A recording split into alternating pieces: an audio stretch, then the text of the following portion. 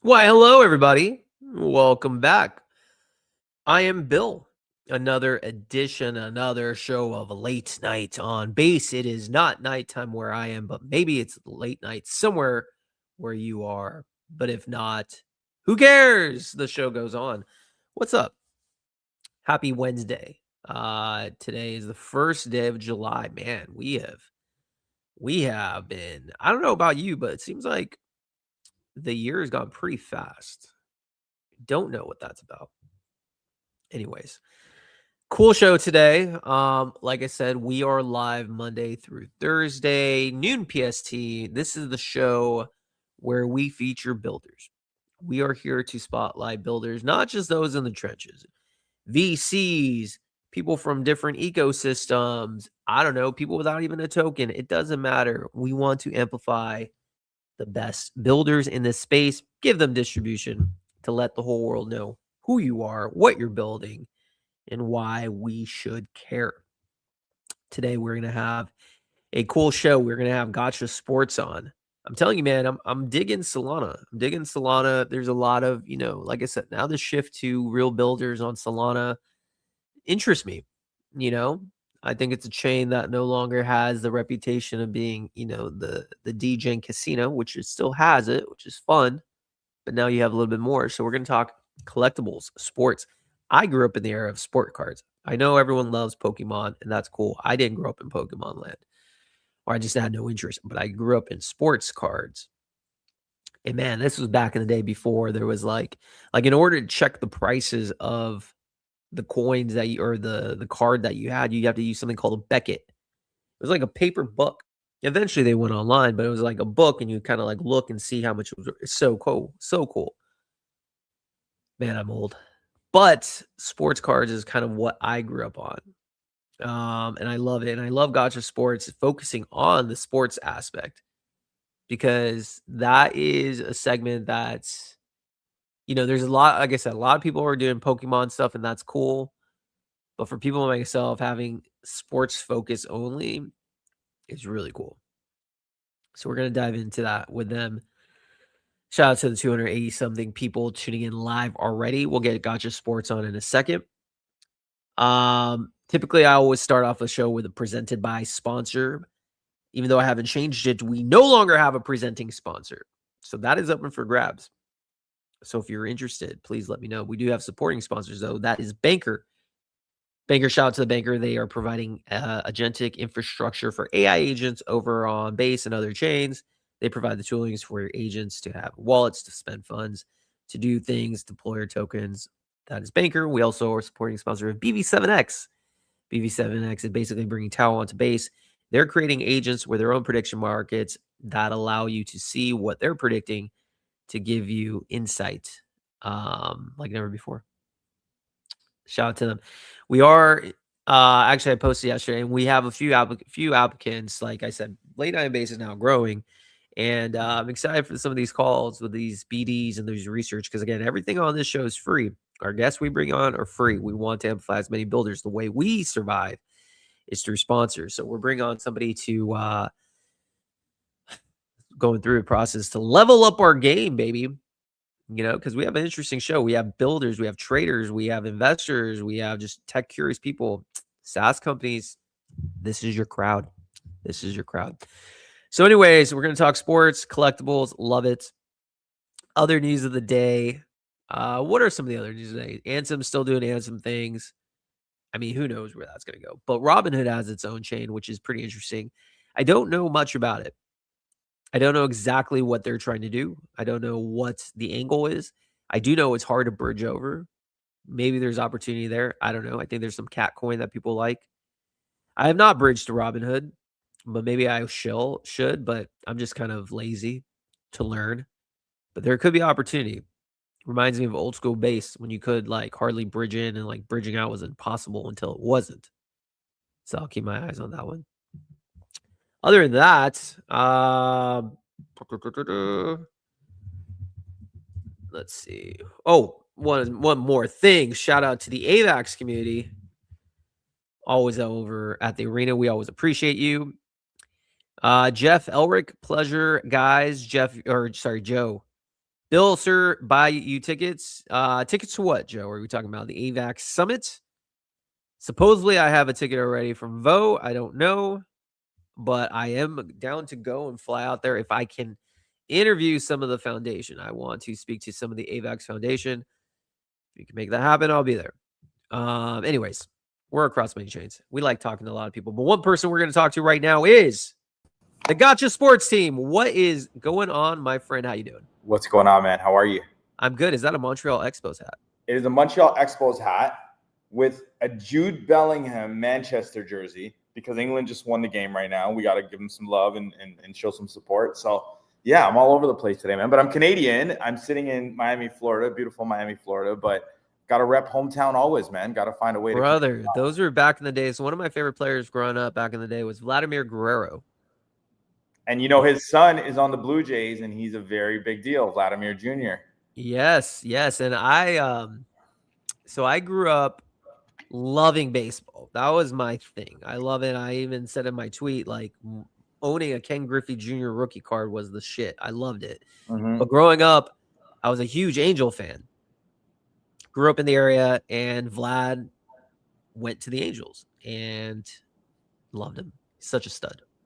Baseball at that time was really nostalgic. I'm 43 years old now, so I feel like in the 90s, baseball had like. I'm 41, so I'm. There you go. We're in the same. We're in the same range, and it was like Ken Griffey Jr. and Don Mattingly, like a little bit before that, and like just guys that had all this character. Sammy Sosa, Jose Canseco, McGuire. I mean, there was a whole run of baseball players for a certain era. And, what's funny is I actually believe that, and I'm kind of jumping in here into sports cards because we're here to talk about today.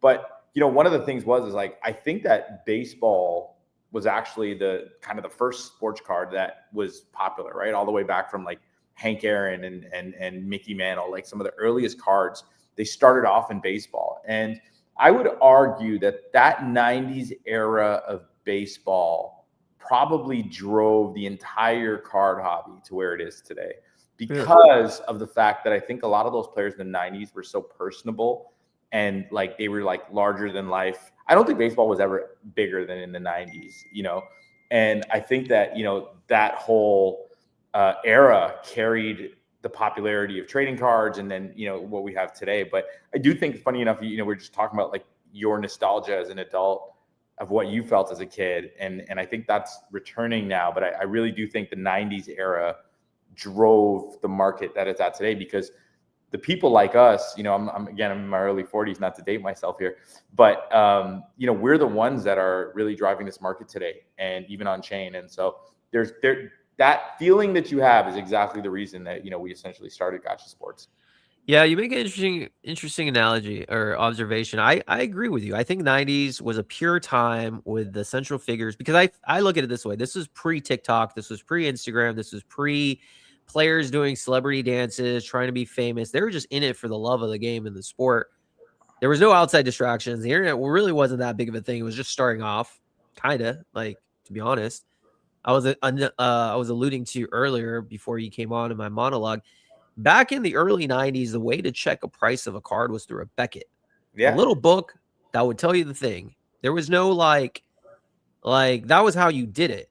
And so I do agree that I think baseball was pure. There was some really good storylines. Let me ask you this before we start getting into the to Gotcha Sports. What do you think has changed now in baseball or even basketball with trading cards versus to what it was back in the 90s? Do you just think there's more outside distractions? Do you think there's too many cards? What do you think has changed? There is so much that's changed. It's a loaded question, but I'm going to answer it really simplistically before we get into it. I think what's changed is the opportunity, right? It's the simplest way I can explain it. And this is what I'll kind of tell you, and this is my journey back into this whole world too. When we grew up in the 90s, we collected Kobe Bryant, Michael Jordan, right? Basketball. Like, let's just focus on basketball. Those are the two guys that we were chasing in the 90s. Probably more Michael than even Kobe during his early career. And those guys' careers went on, played out as spectacular could have been, two of the greatest players of all time, if not the two best players of all time. And their careers finite, done, finished. They're not going to play basketball again. Rest in peace to Kobe Bryant. That chapter is closed. Kids today saw us collecting, maybe saw their parents have passion for collecting things. Maybe their parents have old cards at home or jerseys or whatever it is. And kids that are growing up now look at their parents and they say, hey, you got to predict which player you thought was going to be the best. You got to buy his card in 1990 and hold it till 2020 and show me 30 years later. I want to play that same game, Dad. But I don't want to play it with Kobe Bryant and Michael Jordan because their careers are over. I want to play it with Cooper Flagg. I want to play it with Giannis. I want to play it with Wemby. I want to play it with LeBron. I want to play it, not even LeBron. I want to play it with the new guys. Sure. And that's the explosion that we're seeing in the card market, where today, again, a Cooper Flagg rookie card can outsell a Michael Jordan rookie card. And it's not because he's a better player or has more potential than Michael Jordan. It's because what if, right? And that's the game that the younger generation is playing, which is really kind of steamrolled this market.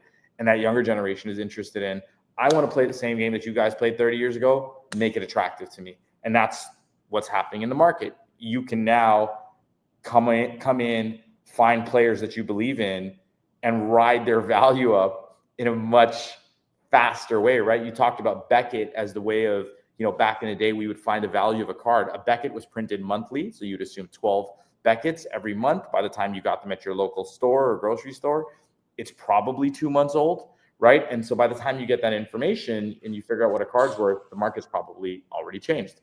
Today, it's just simple. They digitized it. So instead of Beckett, there's an app called Card Ladder. It's industry standard. This is not a plug. This is not a sell. It's just the app that everybody uses for their cards.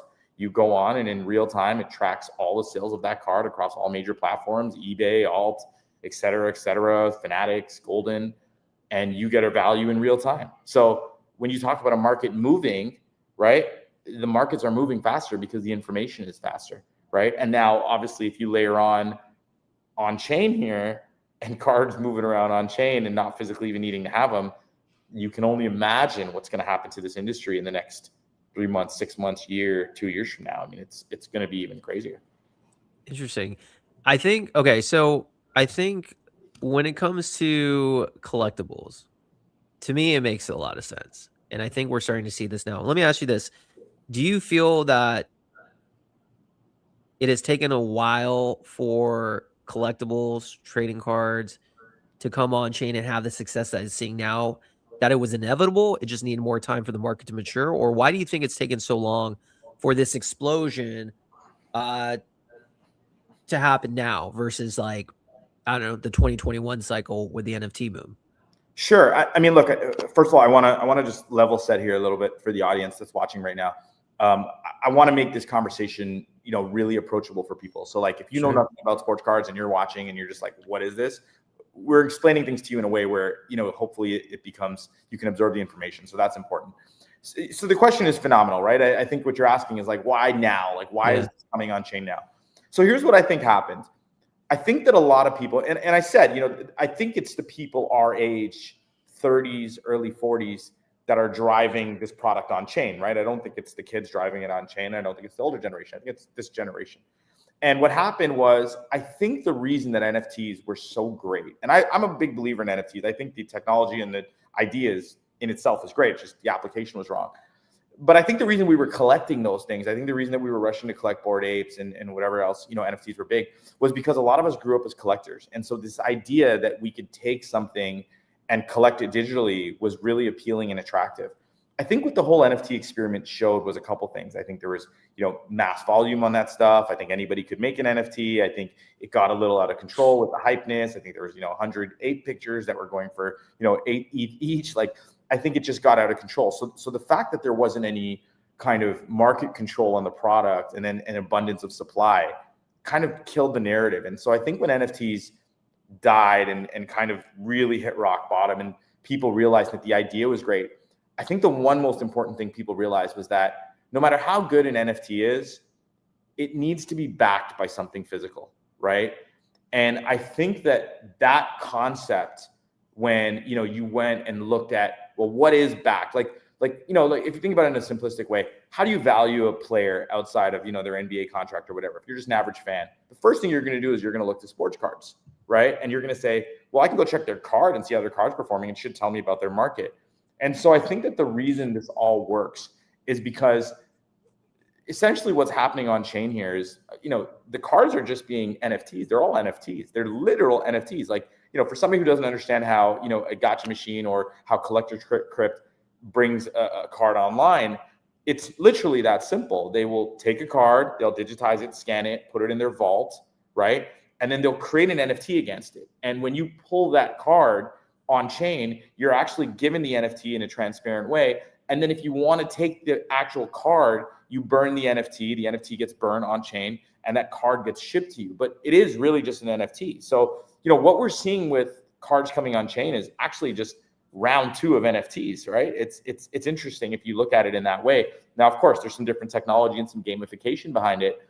But, I think if there wasn't that first run of NFTs that had no physical asset backing it, you wouldn't see what you're seeing now. And so now you're seeing people ready to participate and invest in something that they know has a physical asset behind it, right? So imagine this, right? With Bored Apes, for example, you own the IP of your Bored Apes. Sure, were they all that different? Probably not. Not a knock to Bored Apes, but your IP is probably similar to the next guy who has a Bored Ape. With sports cards and cards in general, that physical asset that you have backing this NFT is worth something. If everything went to hell tomorrow, if the internet crashed and nothing existed, and you were able to get that card back, you could walk into any card show in the world or in the US in any weekend, and that card's going to retain its value, right? So again, I think that the learning experience from NFT experience 1, 2021 to now, it's kind of like we saw something, we saw the issues with it, and this is how as a community we're going to now deal with this so that nobody's ever going to be left holding a bag, right? You're going to be left holding a card, which isn't the worst thing in the world at all, right? Because the card market has been around longer than, crypto. So you're getting something, in my opinion, not financial advice, that's more of a stable market than even digital tokens. Yeah, it's basically the idea of, now we're expanding from the idea of just a digital picture to actually now being backed by a real world asset, which is a physical card. You combine that with the elements of gamification and fun experiences, what Gacha has, which we're about to show, not knowing what you're going to select, and then, basically having the ability to, test your luck per se to get something, but then also being able to redeem right away for maybe less than value, but still get something.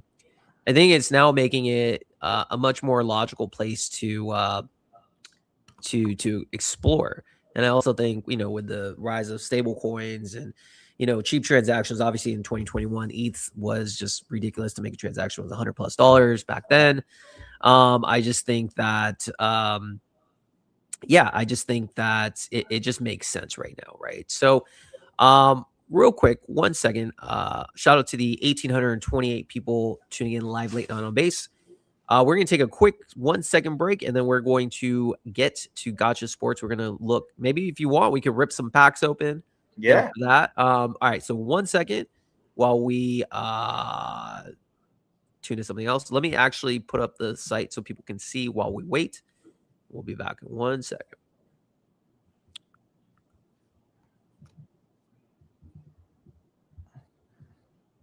There we go.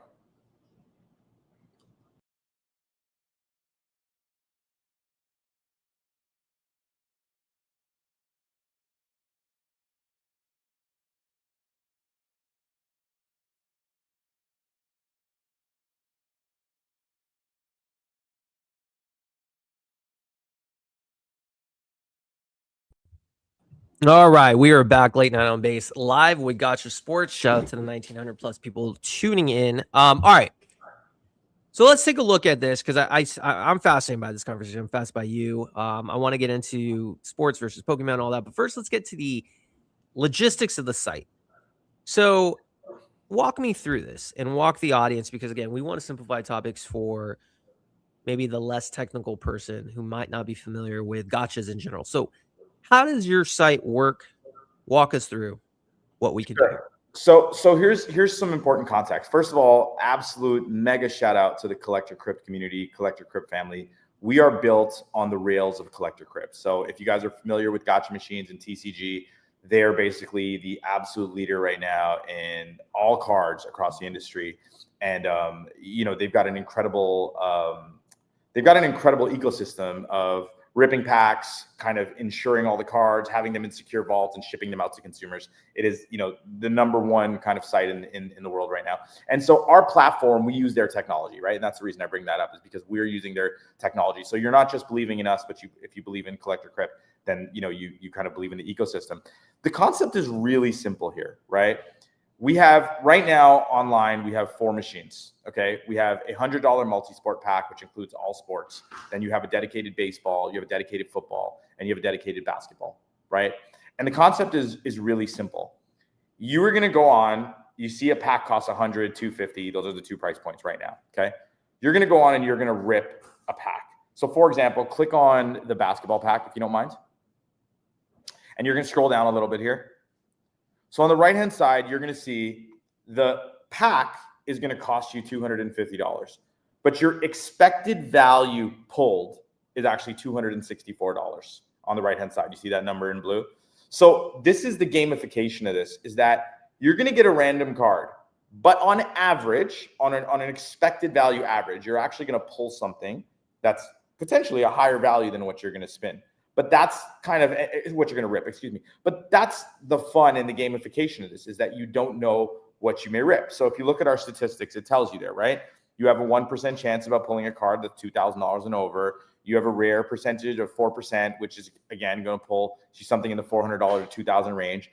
Uncommon is about 20%. And then common is 75%. So you have a, call it, 25% chance, 1 in 4, of pulling something that's going to be much higher than your $250 value, right? And so that's kind of what it is. Now, the cards that you're seeing on the left, for somebody that doesn't know, what we do is we're just kind of showcasing some of the best product that's in these machines and product ranks. So as you can see right now, if you scroll up a little bit, if you don't mind, all the way to the top, you're going to see some of the bigger chase cards in here right now. There's a $12,000 Victor Wembanyama rookie card in here. There's a LeBron James, one of his most iconic photos from 2028. There's Steph Castle, his rookie card. If you go down there, there's, a bunch of Wemby stuff that you can see. We're adding cards every single week, by the way. There's $50,000 to $100,000 worth of inventory that gets into the system every single week. If you follow us in Gacha Sports, when we buy this product, we actually showcase it so you can see that the product constantly evolves. There's some LeBron rookie cards over there that you're seeing. There's some Michael Jordan refractors from his career. So you're going to see that these cards are going to constantly change and update on a daily basis. And so what that is that's a little bit of like your prize machine, right? If you were to go play like a claw machine at your local Chuck E. Cheese, and you kind of get to see some of the best stuff in there, like, hey, I could pull this bear, or I could pull, a Nintendo. Like it's that idea, right? And so how this works is really simple. You're going to take that, call it $250 to rip a pack. When you rip a pack, your expected value is going to be actually a little bit higher on average. You might pull about $264 on average. This is all on chain, all verifiable data. This is not a system that we created. Collector Crypt has run with this. It's the reason they're so successful. Everything is very transparent. All the data is on chain. So nobody can game it. Not us, not Collector Crypt, not you. Nobody can change what card is going to come out next. And now when you get a card, this is the beauty of it. You have this moment where there's an unraveling of it. It tells you the card. It tells you the value of it. Now, here's the beauty. Let's say you pull a card, and the card that you pull, maybe you're just not into. You don't want to keep it, or you want to keep ripping. We offer a 90% market buyback on that card immediately. So if you pull a card, for example, and it's, call it $300 value, and you just don't like the card, and you're like, you know what, I want to sell this. I want to get another card. So we will buy that card back from you at 90% market value, right? Our market value is determined by Card Ladder, Beckett, et cetera, et cetera. So we make sure that, you know, the value is an up-to-date current value. You then receive 90% back on your spin, right? On your rip, excuse me. And on your rip, you receive the 90% back, and now you can rip again. And that's the behavior that consumers have and they have fun with. You keep ripping until you hit a card that you believe in, or you want to collect, or you just don't want to give back, right? And that's where it starts to become interesting, because people rip for products that they're into or players that they're into, right? And so it's a little bit of a chase. That's why we call it a chase. And this is no different than collecting cards, right? When we all grew up and we were going to the store, we were, you know, buying packs of 1996 Skybox, trying to pull a Michael Jordan card. And it's the same idea. You're ripping packs. But imagine the 20 cards that we got as kids, we could go to the store and get 90% back on those cards immediately and buy more cards, right? And so that's really the concept here. And I actually only became familiar with Gacha, as crazy as it sounds, this year. I mean, it was like in March that I actually discovered this. And I just think it's such a brilliant mechanism for collectors, because it's fun. It's this nostalgic way of like ripping things that we're used to. And you're gamifying it, right? It actually kind of becomes a very cool process. And so, you know, I think one of the advantages of Gacha and ripping is, and again, I'm getting a little technical here with people, but let me grab one thing. Give me 10 seconds. I want to grab a card for everybody, because I think this is important.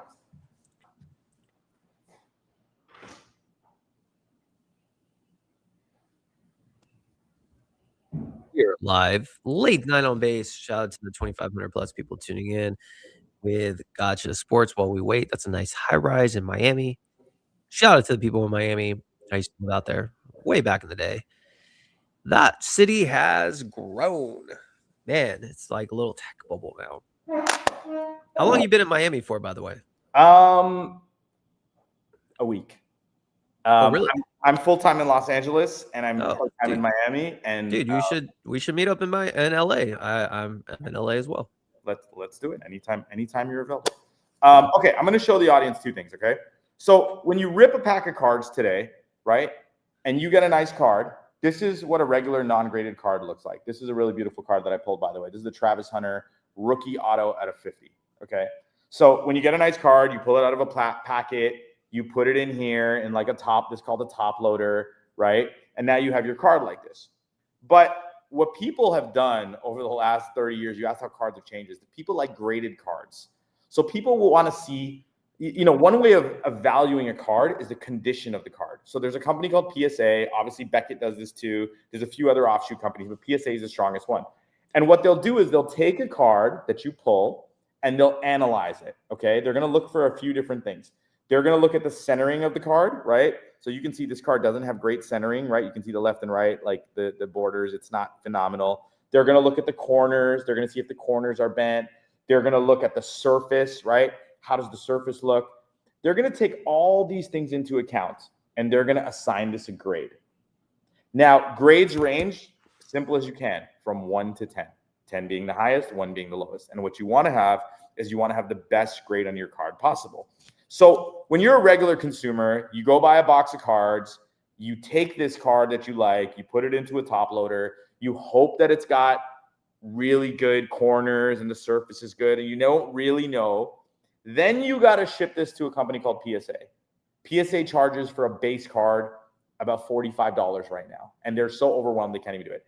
It sits with PSA for 12 to 16 weeks, 3 to 4 months. After 3 to 4 months, you get your card back. It's graded. You pray that you get a 10, and now you've gone through that whole process. But what we're finding in the market, and one of the things that have changed, is that people today and collectors today, there's there's a much larger market for graded cards than ungraded. People don't really like ungraded cards because there's too many variables on the value. The value of something is only once it's graded. And so here's a graded card. This is a Shohei Ohtani rookie card. This is from 2018. And you can see on the top that it's got a grade and a number, right? It's a PSA 10.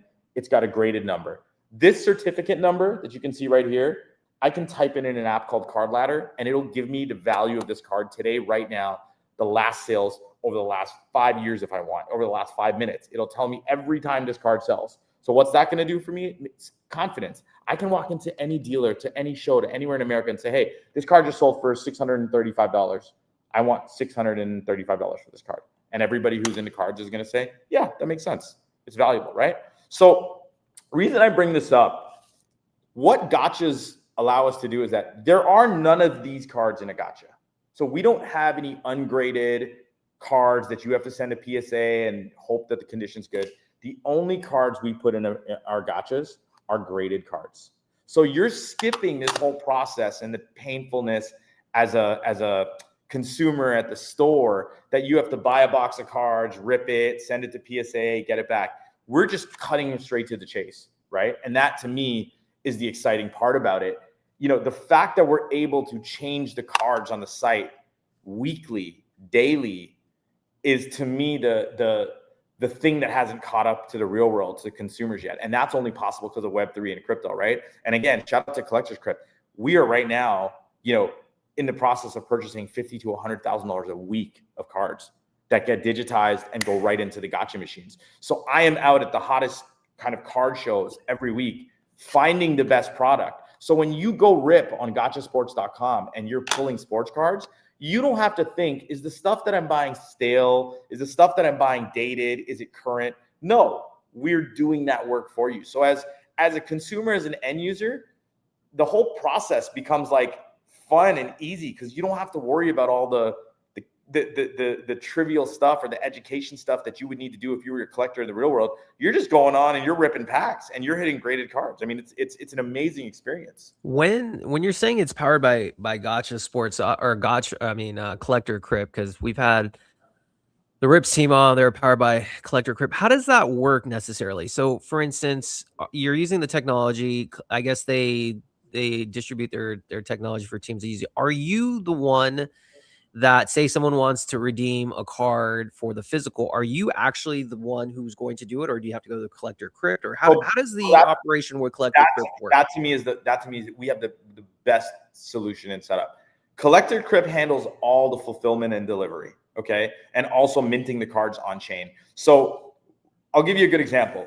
We have the beauty, and I can't speak for anybody else, but I can speak for us at Gacha Sports. We have such a phenomenal relationship with them that we physically go and buy all the product.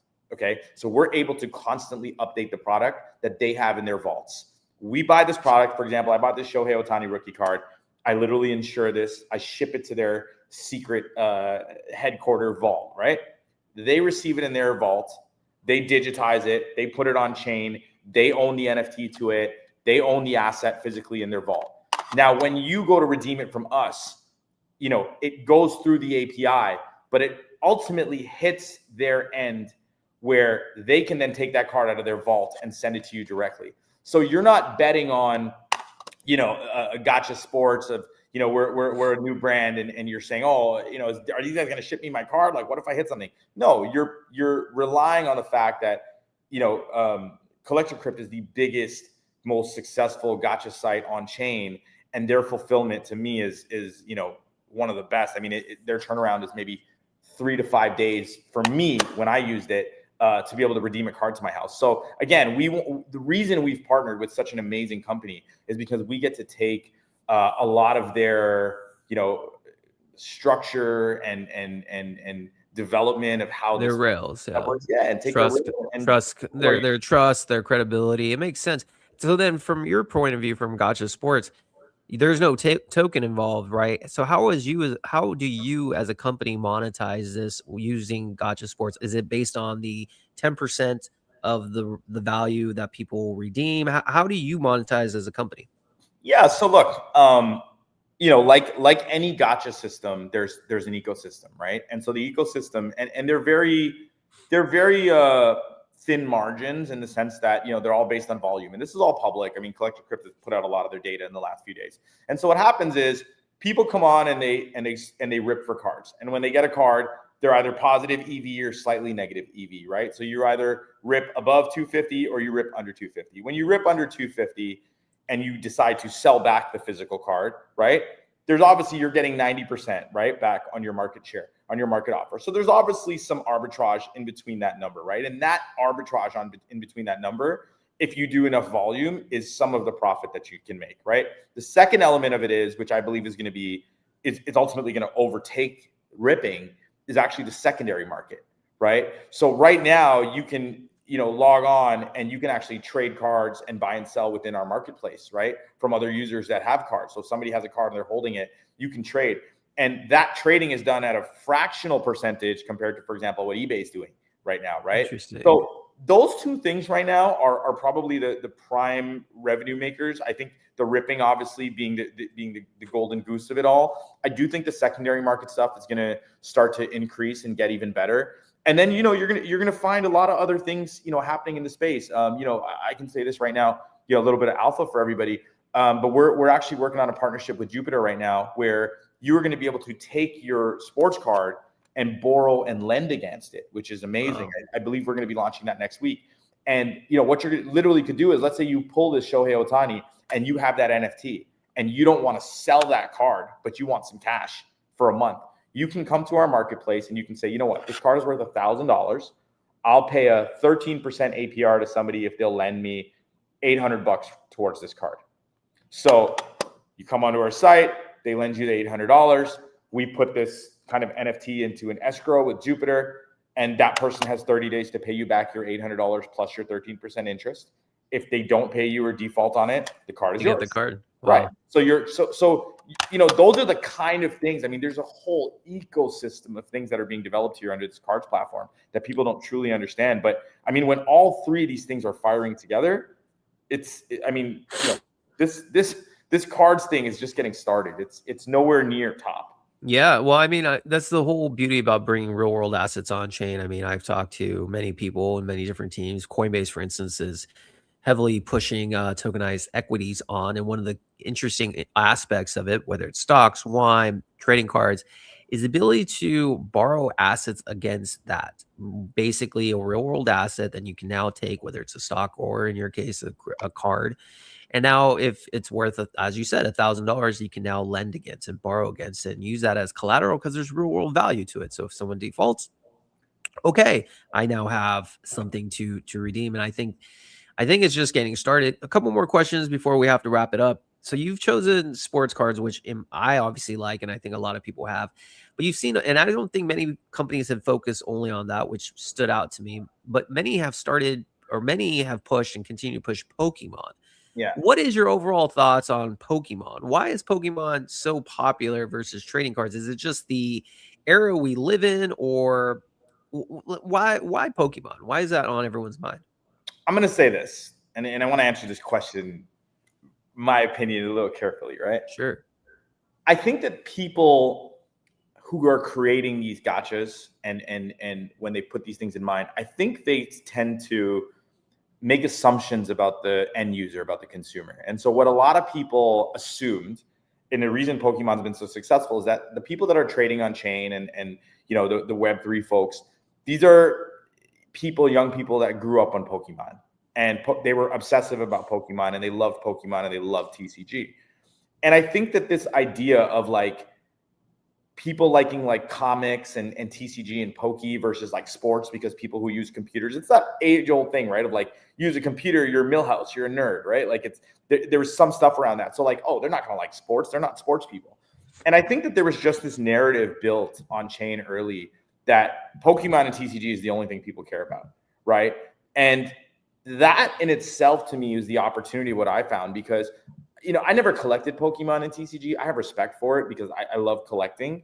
But to me, I was always a sports guy. And so when I started to do a little bit of market research and talk to other people out there, I realized that there was a market for this, right? And when you talk about Collector Crypt's numbers, and so when I met with them to kind of talk through this concept and see sports, I mean, they're doing 97% of their volume in Pokemon TCG, and 3%, which is increasing every month, is sports. And to me, I saw that gap, right? And I go to card shows all over the country. I was at RocketCon this weekend in Florida. And when you walk into these shows, it's 50-50, right? 50% of the tables are Pokemon, 50% are sports. So I've seen this 50-50 split in every major show across the US. I mean, you're going to go to Fanatics Fest next week, or in 2 weeks in New York, it's going to be 80% sports. So I don't by any means think that there's a lack of interest. I just think there's a lack of development and infrastructure on chain. And so, talking to Collector Crypt and seeing their commitment and understanding that they don't want it to be a 97-3. They want to be 50-50, or they want to be, 75-25. They want to invest to get to that number. To me, showed me the opportunity. And I just think it's lack of product, lack of education around the product, and lack of accessibility. And that's exactly why we started Gacha Sports, is to solve all three of those problems, right? It's like, people don't know that there's new cards coming on chain every single day. They don't know what to chase. They don't know about sports. How do we make that, information available to them? And so that's kind of what we've done. Quick example, if you go to check out our Twitter right now on Gacha Sports, I did a video yesterday on, the top 10 pickups of this week and the cards that we believe in. A few days before that, I did a video on the World Cup and who the 5 biggest performing players would be in soccer, and a pick. I think Erling Haaland from Norway is going to be like the dark horse. And then yesterday he scores a crazy goal, and we just bought all his cards. And now his value is skyrocketing. So it's like that kind of information we're just delivering. You just follow us on X. If anybody's watching this, you don't, please follow us, Gacha Sports on X. We're giving you that information every day through video content, through, tweets, through whatever it may be. So I just think the accessibility and the knowledge and the ideas around sports didn't exist. And, that's really what we wanted to bring. And that's why I think the opportunity is there. Well, the opportunity is absolutely there. Let me ask you this final question. If you could own any sports card in the world, what is your holy grail? What is my holy grail card? I mean, I'd probably say, just being as classic as we could be, that Michael Jordan 1986 Fleer rookie card. In a PSA 10, it's just very, very rare. And I think it's probably like, I don't know, 300 to 500K maybe. But I think that's probably my holy grail, just as a 90s collector.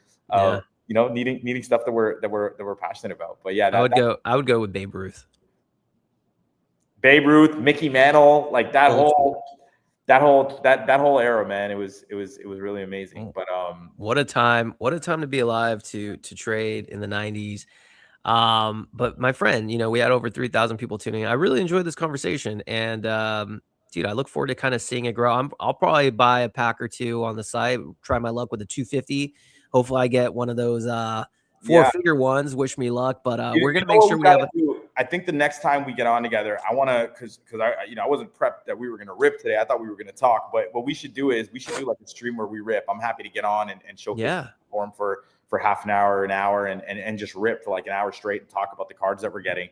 So we should definitely do that as a follow up. Kind of final thoughts on my side is like, a couple things. I encourage everybody, whether you're into sport cards or not, it's such an easy application to use. I would love for you to go to gachasports.com and check it out. Whatever you rip, just understand your expected value is more than what you rip. So on average, you should be winning. And please keep trying it out.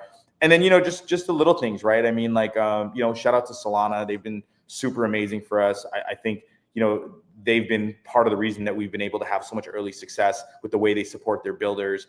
That's been an amazing journey for us. Collector's Crypt has been, again, an incredible platform that's allowed us to build on their rails. And that's some of the reason that we're here. And, I want to get the word out to the masses. I want people to try the app. I want people to try sports cards. And, if they have questions, they can hit us up on X. I answer all DMs, all messages. And, super shout out to you for having us on this platform, Bill. I've been watching your show over the last few weeks, and I think it's really important. I really think these kind of shows, even surprised you didn't have a sponsor today. And then hopefully one day we're going to be your sponsor on here. But it's, those kind of things is like, information is so gated in this industry. And like, I want to say this, and like, I hope it's not taken the wrong way by anybody, but like, I didn't pay you to be on today. Like, I didn't do anything to show, like, you genuinely had interest in what we're building, right? And you're giving us exposure, and like, there's nothing we're doing after this. I'm not sending you tokens. Like, there's nothing there, right? I'd love to get you to rip some packs. I definitely want you to send me some packs, but it's that accessibility for people to understand information. Today it's sports cards, tomorrow it's a trading platform, the day after that it's that. And there's so many crooked places that people pass information online, or there's so much FUD or people that have intentions. It's actually really refreshing for me to see shows like yours where people are able to get information authentically. You're a voice of reason. You've got your opinions, which is nice. Like, I love the information here. And I think, the ecosystem in Web3 and what I'm building and what everybody's building and what everybody's trading and Anson's meme coin and anything you think about is all an attention-based economy. And without creators like yourself providing platforms like this, there would be no attention, there would be no economy. So I want to give you your flowers and kudos to you for allowing people like me to be on here and not having a deep relationship, but saying, hey, you're building something cool, come check it out. And that to me says, a shit ton about your character and this show and what you're building. So hopefully we'll be back one day as sponsors, and we're gonna watch the show get even bigger. Dude, well, I appreciate the kind words, man. Yeah, like I said, this show, I don't guests come on for free. I don't charge it. The way we make money is through sponsors and the ones with, the deeper pockets who see the value. My goal is just to bring awareness to builders like yourself and help distribution, because this space moves super fast. If you don't have a place that kind of just tells you what's going on, hell, I'm in this space day in and day out. Half the time, I don't even know what the fuck's going on. But how do you think the regular person coming on chain would even know where to begin? So my whole goal is to amplify builders like yourself. And kudos to you, man, for building something that's really interesting. Like I said, I sought you out because I was just like, wow, I love the gacha aspect, but for sports, because that's where I grew up in. So, keep on building, bro. And like I said, I'm in LA, you're in LA. Let's meet up for let's definitely link up. I'll be back next week. And shoot me a message, man. And definitely we'll get you back. You know what I'm going to do? I'm going to get you to meet me in Burbank. And Okay. I'm going to take you to Burbank Cards, and we're going to go to the card store together, and we're going to get you like a Ken Griffey or. Bro, I'll film some content on that. Yeah, bro. We'll go together. I'm in, bro. But yeah, listen, we definitely need to do a follow up at some point. We'll just do a ripping pack show as well. Done deal. Done deal. Thank you for having me on, man. Shout out to everybody. Gachasports.com. Please follow us on X. Please go rip some packs today. Let us know what you hit. And shout out to you, man. Shout out to. Let's go, baby. We'll have my team will have a couple clips as well made from this show, and we'll tag and post you. And hey, man, we love the clips. I got a whole team that's gonna be ready to clip this too. So let's out there and keep pushing this to the masses. All right, man. Well, pleasure to connect, and shout out to you, bro. All right, thank you. Have a good show. Have a good rest of your show. Thanks, guys. Thank you. All right, that's the Gacha Sports team. Awesome guy. 3,100 plus people tuning in. Those are the type of builders I bet on. Like I said, he doesn't have a token. And that's cool. You don't have to have a token to be on the show, but like you can just tell passion, you can tell enthusiasm. That's why you come on this show. Because you have, like I said, you can tell a lot by a builder, by how they talk, builds trust, authenticity. I've interviewed a lot of fucking people, a lot of builders. He's the type of guy that I would bet on, because you can just tell he loves what he does. And I really enjoy that. I really like seeing that. So shout out to the Gacha Sports teams. All right, guys, listen, I think that's it. I think that's it for today. We are back on tomorrow. Tomorrow will be a banger show. We have Danny from Banker on. Looking forward to talking to her. And we also have Tanya from, she's actually like a professional trick golfer, very popular on Instagram, a celebrity in her own right, sports celebrity, coming in, creating her own creator coin over on Pantheon. And Pantheon has done it the right way, where it's not like the traditional creator coins that you think of. They have their own spin on it. So we're going to talk to her and kind of understand, what brings a professional athlete on chain to create her coin. So that's it, guys. Tomorrow we will not have the presented by sponsor, but I do appreciate Sen for presenting it. The show's open. You want to be a sponsor, get in touch with 3,000 plus people. You know who to call. It's your boy Bill. Cheers.